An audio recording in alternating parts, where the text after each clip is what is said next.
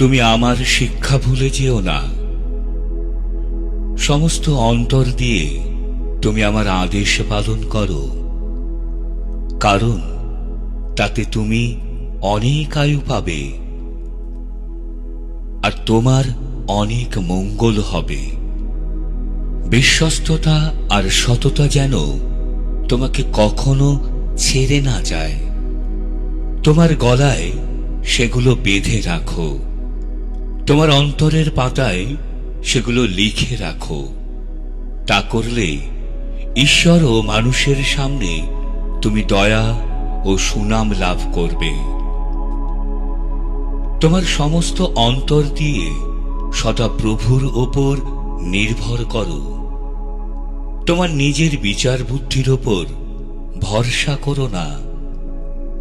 তোমার সমস্ত চলবার পথে তাকে সামনে রাখো, তিনিই তোমার সব পথ সোজা করে দেবেন। তোমরা কি জানো না, তোমরা কি শোনোনি, সদা প্রভু যিনি চিরকাল স্থায়ী ঈশ্বর, যিনি পৃথিবীর শেষ সীমার সৃষ্টিকর্তা, তিনি দুর্বল হন না, ক্লান্তও হন না।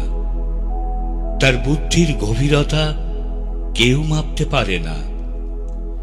তিনি দুর্বলদের শক্তি দেন আর শক্তিহীনদের বল বাড়িয়ে দেন।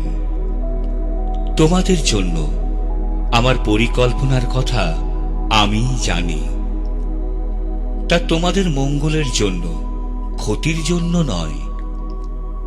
সেই পরিকল্পনার মধ্যে দিয়ে তোমাদের ভবিষ্যতের আশা পূর্ণ হবে।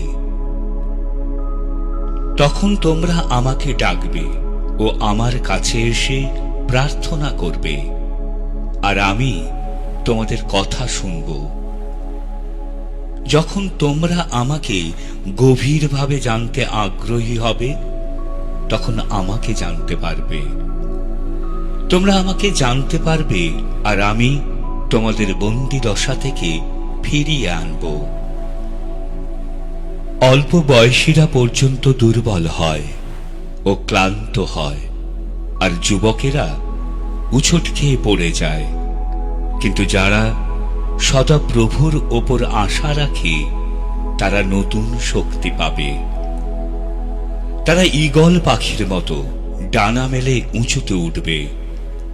তারা দৌড়ালে ক্লান্ত হবে না, তারা হাঁটলে দুর্বল হবে না।